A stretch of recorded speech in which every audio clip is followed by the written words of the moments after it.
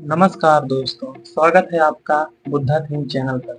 आज हम सभी इस वीडियो के माध्यम से जानेंगे कि मन की सच्ची शांति कैसे पाएं।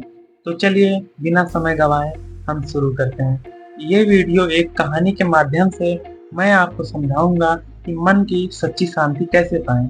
ये एक कहानी के माध्यम से कुछ इस प्रकार है, जैसे हम सभी जीवन में एक बिंदु पर शांति और सुकून की तलाश करते हैं। यह कहानी एक साधारण व्यक्ति की है जिसका नाम राहुल था। राहुल एक युवा था जो जीवन के संघर्षों और चुनौतियों से परेशान था।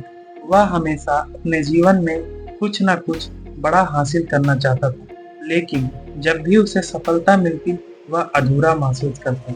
बाहर से सब कुछ सही दिखता था, अच्छा करियर, धन, परिवार, लेकिन उसके भीतर का मन हमेशा बेचैन रहता। एक दिन उसने सोचा कि शायद वह जिस शांति की तलाश कर रहा है वह किसी संत या ज्ञानी व्यक्ति के पास मिल सकती है। तभी किसी ने उसे गौतम बुद्ध के बारे में बताया।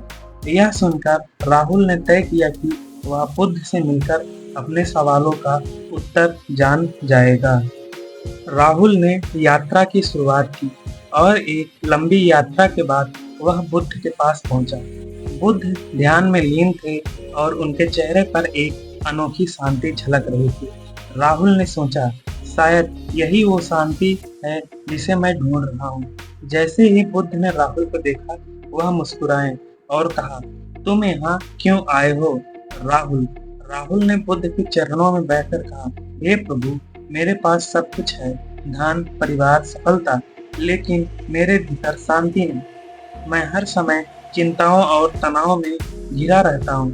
कृपया मुझे बताइए कि मैं इस शांति को कैसे पा सकता हूँ। बुद्ध ने एक गहरी सांस ली और कहा, शांति की खोज बाहर नहीं भीतर होती है। तुम जो ढूंढ रहे हो वह तुम्हारे अपने मन के भीतर छुपा हुआ है। बुद्ध ने राहुल को एक उदाहरण देते हुए कहा, राहुल, क्या तुमने कभी एक शांत झील देखी है? जब हवा नहीं चलती तो उसकी सतह कितनी स्थिर और शांत होती है, लेकिन जैसे ही तेज हवा चलती है उसकी सतह पर लहरें उठने लगती हैं।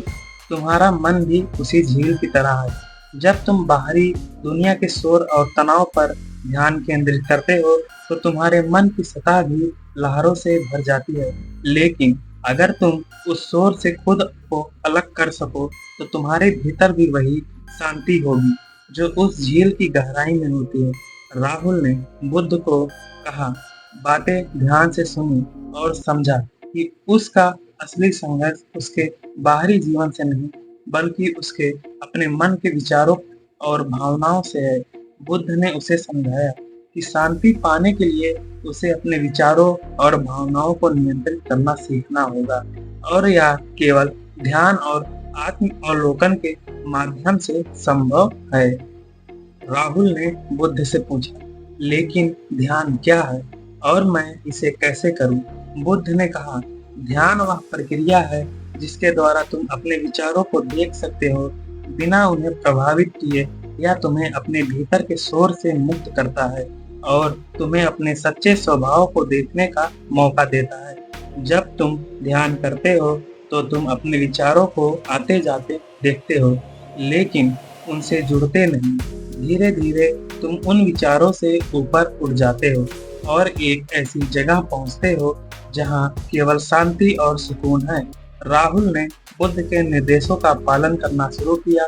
उसने प्रतिदिन ध्यान करना शुरू किया और धीरे धीरे उसे महसूस हुआ कि उसके मन की बेचैनी कम होने लगी है और अब बाहरी शोरगुल से प्रभावित नहीं होता और उसके भीतर की शांति बढ़ने लगी थी।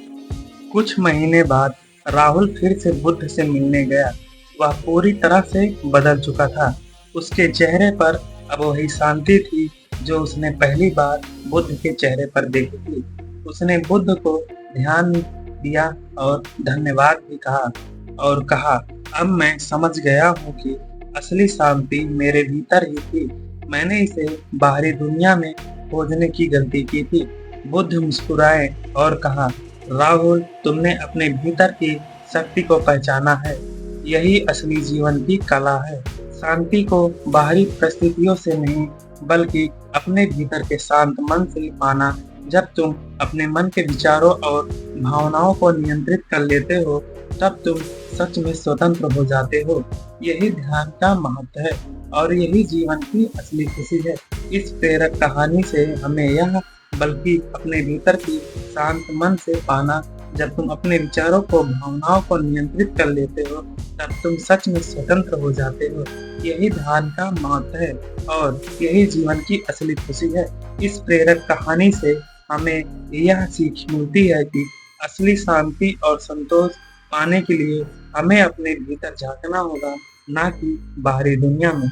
यह शिक्षा न केवल हमारे जीवन को बदल सकती है, बल्कि हमें एक बेहतर और शांतिपूर्ण जीवन जीने में मदद कर सकती है।